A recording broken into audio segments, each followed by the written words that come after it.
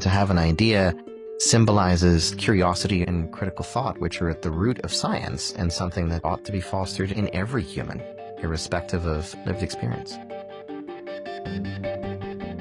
Welcome to Through the Idea Lens, the podcast which brings science and inclusive society into focus. Hello, Mahadia. Hi, Peter. How are you doing?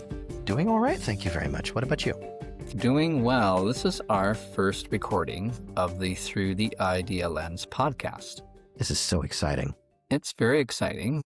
And to get started, I just wonder if you can tell our listeners about yourself. You are Dr. Mahadia Sukai, so tell listeners about who Dr. Mahadia Sukai is. Okay, I'm going to start by sort of doing a little bit of a different kind of introduction. That's because everyone who does anything anywhere on the planet is first and foremost a person and a human being. So I'm going to give you a little sense of who I am as a person.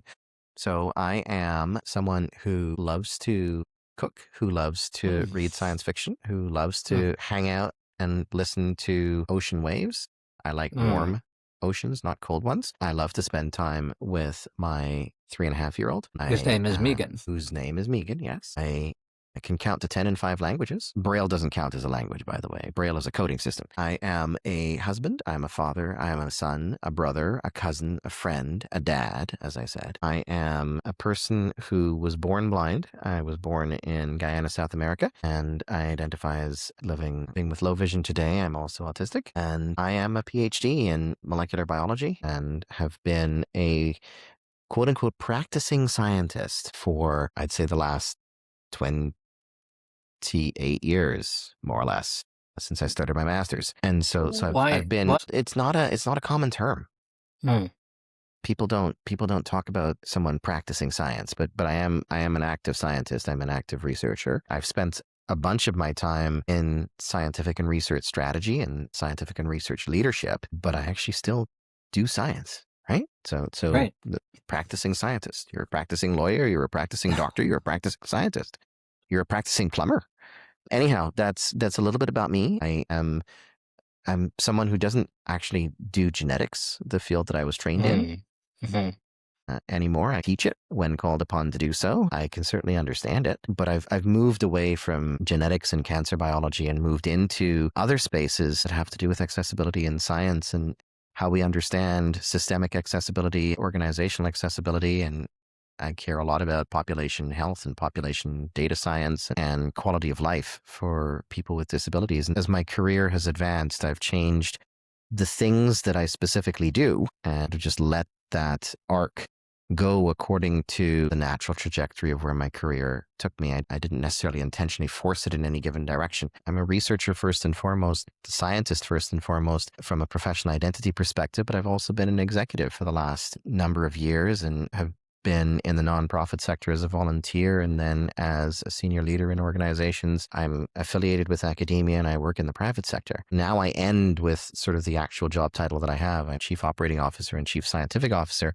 of IdeaSTEM. That is a wonderful introduction. Mahadia, you are a lot of things. As you rightly said, all of us can be a lot of things. So tell us about IdeaSTEM. IdeaSTEM is an organization that was founded in 2020 in the early days of the pandemic. It was founded with a particular vision, particular ambition in mind, and that was to improve and really facilitate the accessibility and inclusivity of all things science, technology, engineering, and math related. And when we think about that, we think about STEM education, we think about STEM employment, we think about the ways that STEM impact societies, and we think about how and whether people with disabilities genuinely are included in those spaces, either as students or as teachers or as employees, or as people who are accessing healthcare, or people who are accessing the benefits of STEM, or even people who are working within the space. And so we really founded the organization on the premise that we're not doing as well as we can in these spaces and we need to get better. And the experience, the lived, living, and professional experience of being scientists with disabilities, being accessibility professionals, being researchers, educators, that's an experience set that it can actually help the world. Now, as IdeaSTEM has matured, actually sort of synchronized its mission and vision a little bit with the reinforcement of science as a fundamental human right. Hmm. And the Yeah. idea that every person in the world has the right to access, participate in, and benefit from science. And every person in the world includes the 1/5 of the population who live with disabilities. Yeah. What is IDEA? You talked about accessibility, and that's one part of IDEA. What's the rest of IDEA? IDEA is a term: inclusion, diversity, equity, accessibility. And the idea behind IDEA is that at the end of the day, the thing that matters the most, the outcome that is most important to us, is that everyone is included, that everyone has that, not just an opportunity to participate, but rather that when they're participating, that the participation is mutually beneficial, that the participation is to the fullest extent possible, that you are actually included within the space, not merely tagged onto the space because somebody said you should be. And so inclusion first, diversity Yep. second, equity third, accessibility fourth. And so if a space is truly inclusive, then it will welcome diversity. It will operate on principles of equity, and foundational to all of that are the principles of accessibility, hence the term. And so when we were thinking about the name of the organization, IDEA STEM, a few different intended meanings, obviously inclusion, diversity, equity, accessibility, and science, technology, engineering, and math. So IDEA in STEM, but then the stem is the base, the flower, right? So we can get into gardening metaphors. Idea as a word actually means something else, particularly in the context of science. Idea is the place that gives rise to the questions that we ask in research. It gives rise to the hypotheses that we make about the world. And to have an idea symbolizes curiosity and critical thought, which are at the root of science and something that ought to be fostered in every human, irrespective of lived experience. Well, that's exciting. And along the lines of growing IDEA, we decided to do this through one way, being a podcast. So tell us about the podcast. What's your expectations for the podcast? Some of the conversations that we're starting to have, Peter, are conversations that are not just about accessibility, but rather about science. And this sort of idea had its genesis in a recognition that I had about 10 or 12 years ago. In one of the pieces of work I was leading, ultimately led to sort of this notion of let's come together on this conversation around IDEA and STEM. In one of those pieces of work, what became clear was that the conversation around accessibility and disability, and it was in the context of graduate education, the conversation around accessibility and disability was really a conversation around the future of graduate education. What's it mean to go to graduate school? Right? What does graduate school look and feel like for everybody, not just for people with disabilities? So then absolutely from an accessibility advocacy perspective or a disability advocacy perspective, it's important to champion accessibility issues. But fundamentally, when we start to ask those questions, we're going to get at the root philosophies of what's it mean to do science? What's it mean to be a scientist? And those are big questions, particularly now when, scientific literacy is not as strong as it could be or should be. It's under challenge. It's under challenge, exactly. Information has been democratized to the point where there's no longer a filter on it. And so if you're not careful and you query Gemini or ChatGPT, AI doesn't have a filter the way that we as humans have a filter, and on surrogates to do our work for us. Take away some of that information filter. There was once upon a time where it was like, okay, if something was written up as a technical report, then you trusted its quality more than you trusted an op-ed piece in a newspaper, right? At least from the perspective of what's inside there, what's been fact-checked and what's been validated, and quality of the information. And op-ed pieces in newspapers are perhaps a little bit of a bad example, but op-ed pieces written on somebody's website aren't referenced. And so there used to be sort of this layering of information sources and what we considered quality and what we considered trust. And the interesting thing is a lot of that's gone away with the democratization of information and the proliferation of social media channels to disseminate information. And I think within that space, understanding what science is, understanding who does it, understanding the importance of making science accessible and inclusive, these are no longer just conversations about including people with disabilities in science. These are conversations that get at the fundamental premise of what is science? What is education? How do science and education contribute to society at large? And so the thought with the podcast was really to sort of say, you know what?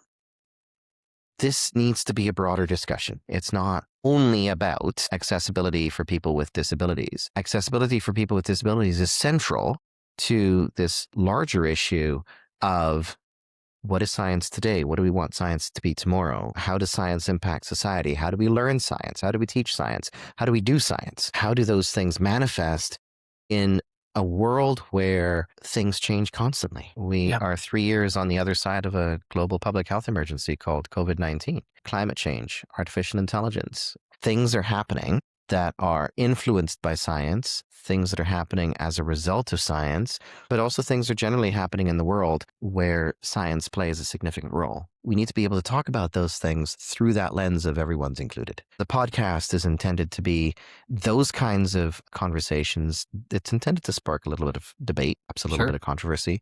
It's also intended for us to understand some intersectionalities that don't often get talked about when we sort of drill down on the advocacy piece. Well, that sounds ambitious and wonderful. So I'm really looking forward to these conversations. And without any further ado, we're going to start our conversation with Shahini Ghosh, where you and Shahini are talking about inclusive science is good science. Let's So get right into it. let's get into it.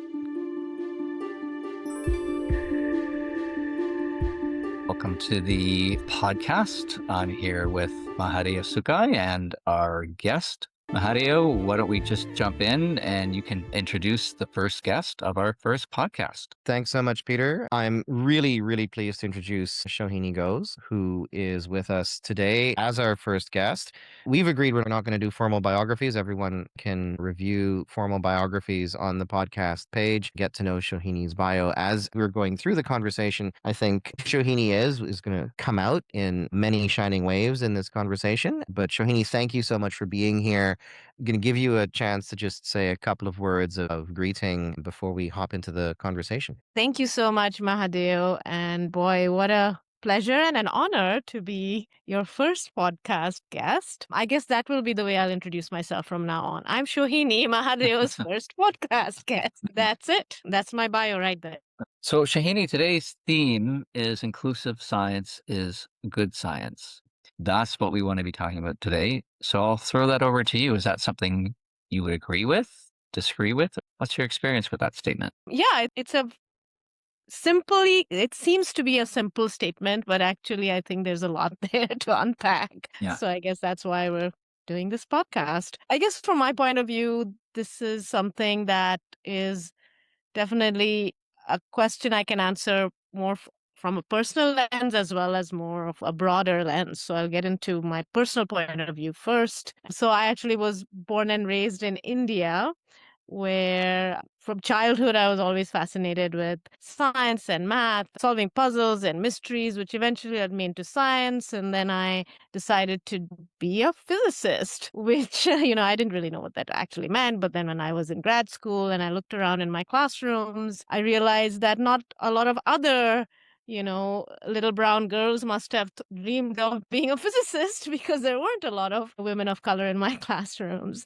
So that's when the question of identity and inclusion is, I think that's when I, as personally in my own experience, started understanding a bit more about what that actually meant and how it impacted those of us who were in the classroom, because it certainly did impact me in the sense that being isolated it's always more difficult to be successful, whether it's in the classroom or in your career. You question yourself all the time. Definitely, there were many, many experiences where I was treated differently. And therefore, my participation and engagement in science was not the same, perhaps, as some of my other colleagues. From that personal lens, I think that inclusive science is good science means to me that not feeling included is actually when certainly science absolutely suffers, in the sense that there are so many other things you have to be dealing with, that to me, inclusive science is science, because not having that opportunity to focus entirely on science means that you're not going to be able to rigorously put all of your attention and all of your potential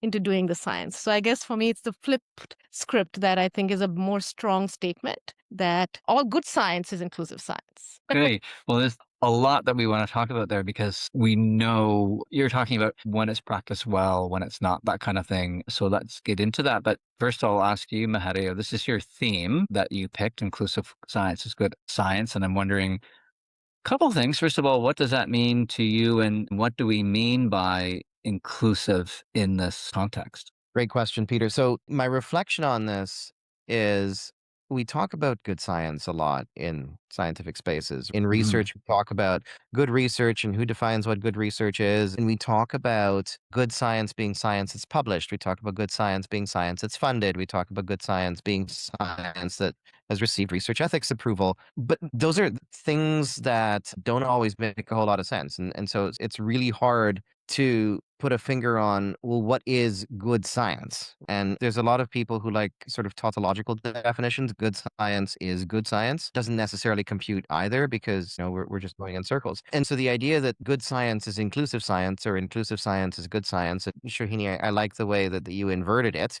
I think gives us the start of a definition. And it's a controversial definition, because what we're basically saying is there is such a thing as science done badly. And it doesn't matter if it's funded, and it doesn't matter if it's published, and it doesn't matter if it's got research ethics. It could still have been done badly. What matters more is the inclusion of the involvement of many different perspectives in the doing of the science. So inclusive science from that perspective. And where applicable, for example, when involving human beings, the science that's done takes into account the vast breadth of diversity of lived experience of human beings. And so when we do science that is for everybody, when we do science that has taken into account everybody's lived experience, when we do science that's done by or that involves a diversity of thought, a diversity of perspectives, a diversity of lived experience, then we've done good science, because that science is inclusive. And so I would sort of plant that as a bit of a controversial stake in the ground, knowing that there's lots of folks who might listen to this who are going to cheerfully disagree with us. So disagree in what way, Mahadi? I just want to be clear about that point. Disagree that need to include everybody, or? Well, I'll give you a couple of examples. When the Human Genome Project was first done, the Human Genome Project was actually done on the DNA from 5 human beings, all male, all white. And this first draft human genome, published in 2002, was the benchmark by which genomic science was built. Yeah. But now, I don't know, we're on draft 40 something of the human genome. And we've gone back and actually realized that 5 human genome sequences do not a consensus make. And we started to actually expand. And some of the things that were considered to be the default sequence of the human genome have been changed, because we recognize that it was only 5 human beings, all of a single biological sex and all of a single ethnic group. And so we talk about how it's important to make sure that we are being representative of human beings as biological and social creatures in many aspects of scientific research. And folks will push back and say, well, a human being is a human being. So what's it matter if you were born in Guyana, or you were born in Ghana, or you were born in Georgetown, Ontario? What does it matter if you are South Asian by ancestry or you are Western European by ancestry? And at the end of the day, again, in the biological and social spaces, a lot of these things actually do make a bit of a difference. And if we don't understand them, then we're not able to interpret the results properly. So there's sort of been this perspective historically that the human bits don't matter. The things that make us people don't matter, but the things that make us people actually matter a great deal when we're actually talking about people. Yeah. Okay. Shahini, I'll ask you, when have you seen it practiced well? What maybe some examples from your own experience where inclusive science has really been practiced well, and even from your own work? Actually, before we get to that, can I jump in on the previous Jump topic? right Just in. one more point, just to make it clear what we really mean, what we're discussing here, is that actually inclusion, access to science and benefiting from it, participating in it, this is actually a human right, in the sense that it's actually in the UN Declaration of Human Rights. It says that we all have that right to be part of the culture of society, the part of participating in science and arts and benefiting from it. So in that sense, inclusion being a human right doesn't mean inclusive science it doesn't say something like, it's a human right to, access good science. It's your right to do science however badly you want to do it. So the reason I want to bring that point up is that the idea is, because of this being a matter of social justice, being able to be curious, that is a universal human quality. And nobody has the right to say, no, you can't go and, explore this, because you're not good at math. Therefore, you're not going to be able to do good math. Therefore, you can't be curious about math and participate in it. So inclusion should extend beyond whether or not you do good science, is what I mean. However, this is why I want to reverse it and say, if somebody says, here we go, here's the Human Genome Project, this is good science, that is actually a testable statement, because one could ask, has it actually followed the scientific method? And what's the scientific method? You have to be rigorous. You have to examine your data, make sure it is predictive and actually satisfying the criteria of what we mean by holding up to all of our rigorous testing of what it can predict, what it can describe, who, if it's applied to humans, for example, the Human Genome Project, whether it does describe all humans. So this is what I mean by saying that when we talk about good science, we can absolutely ask, does good science require inclusion? And there, I think the answer is absolutely yes. Good science requires inclusion because without inclusion, you're actually failing the tests of the scientific method, which is you're not being rigorous. So in a way, we shouldn't have to always say good science is inclusive science. Good science is the scientific method, and that by definition is already should be inclusive. We don't apply it very well that way, but that is already built into our criteria of the scientific method. So just wanted Right. to put that out there. And I know, Mahadeo, you will probably have something to say. Vigorously bobbing my head, but there's actually another thing about it, right? In science, we have a responsibility to declare the limitations of our work. And it's actually okay. This is the thing that we are somehow conditioned to forget.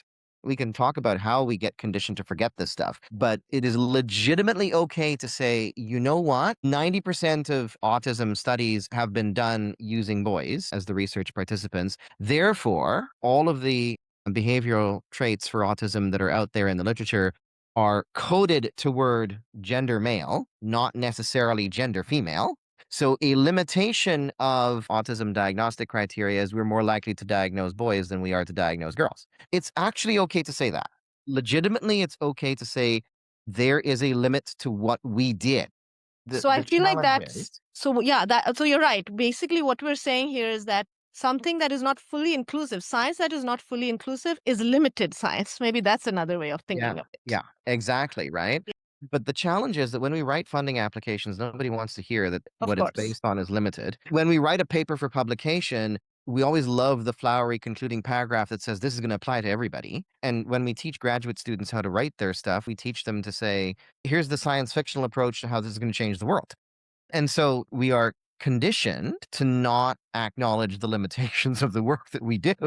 In fact, we're incentivized not to. So Exactly. I think We're not just incentivized. right. So it's systemic. And this is, I think, one of the key problems that on an individual level, no matter how much we try to be inclusive, we are actually often penalized for it. That's exactly right. I think there's many, many deeper layers to that conversation. And we may not get to all of them here today. But I think that the key point is we're disincentivized from acknowledging limitations, and we're also disincentivized from attempting to be fully inclusive in the work that we do. And so it becomes easy to sort of lose track of, well, there are limitations because we couldn't have been inclusive, or there are limitations because we were not, right? Yeah, this is great. We've got off to a good start here in terms of what this is, and just maybe one more concluding question on that before we kind of move on to how it's practiced. Why, it's a funny question to ask, but why are we only talking about this now? If this is something that's been, I think, important all the way along, and I think we know the answer, but why are we only sort of talking about this now, the important role that inclusion plays in science? Shahini, do you want to go first? Sure. Well, I'm not sure that we're only talking about it now. There's been folks who've always been talking about it throughout history. There's been some folks who've had the platform to talk about science, and others who haven't. And those who typically are not given the platform, of course, have always been speaking out and saying, "Hey, I'm here too, inclusion." Except we don't know that they were speaking out about it, because that's the nature of who gets a voice and who doesn't. So absolutely, there's always been a vocal minority, but now I think that there's all kinds of reasons for this focus now on inclusion. There's the political climate, which is, of course, keeps changing Yeah. for and against this. Also historically, this is work that's been done for so long, even though it's been done in silence, perhaps hasn't got the spotlight. All that we have achieved till now is based on all that. So the fact that now people are paying more attention to it is because there's been that long history of the unheard folks who have been working on it and pushing and showing that their contributions also matter just by improving science, by contributing and transforming all kinds of fields and proving that these are important pieces. Not to mention, these days, there is this whole financial incentive. Speaking of what does drive change, what doesn't, if there's financial benefits to be had, where if a company can actually make more profit by having diverse teams that actually work better, they're going to do it. So perhaps not the best reason to focus on inclusion, but there's all kinds of different ways that people find to, be part of the conversation or not. You said something that resonated, Shahini. Lots of people have been talking about this for a long time without a platform. And we're also at a time and space where democratization of communication channels and democratization of information, yes, it's gotten to a point where misinformation can absolutely be a thing, but it's also gotten to a point where you don't necessarily need the platform of tenureship, the platform of a university faculty appointment, the platform of a large organization backing you to be able to say something. And so now the voices that didn't have democratic means to communicate previously now have democratic means to communicate. Hence, through an Idea Lens podcast. And so why not take full advantage of it to actually have a conversation like this that most people will, well, I shouldn't say most people will shy away from, but in the context of how science is done, like these are not conversations that tend to be establishment conversations, right? Yeah. Because, there's a lot that goes on about whether publication and peer review is done ethically and fairly. There's lots that goes on around funding and how peer review and funding is done ethically and fairly. There's lots that's going on around the ethics of AI in research and the ethics of simulation of data and all sorts of fun questions that are part and parcel of the question around good science being inclusive science. And they're important things to think about. They're important things to talk about. Now's the time to do it because now we're sort of approaching, if we haven't already, past the sort of point where there's enough lack of public trust in science that the conversation around how science is done and how science is done rigorously and how the scientific method, which I'm going to say something controversial, the scientific method is something that holistically should transcend all cultures. And I'm not talking about the Western conceptualization of the scientific method. I'm talking about the more holistic, humanistic, what's it mean to actually do science, right? That kind of scientific method. And so we're in a space where we need to be able to talk about the doing of science and the results from science and the benefits from science and how we access science. And we who think about science through the lens of inclusion and equity need to be part of that conversation. Otherwise, there's going to be even more potential for mis and disinformation and a degradation of scientific literacy within the community at large. Yeah. Which is about as grandiose a statement as I'm going to cure cancer in 15 years. We're going to stop the discussion there. But join us next month as we continue to discuss that inclusive science is good science, or as we've established by now, good science is inclusive. Talk to you next time. Thank you for joining us for this episode of Through the Idea Lens. The conversation doesn't end here. Get social with us on YouTube, Instagram, TikTok, and Facebook at IdeaSTEM Canada. You can also learn more about our work at www.idea-stem.ca, and you can email us directly at info@idea-stem.ca. Until next time, keep looking through the Idea Lens.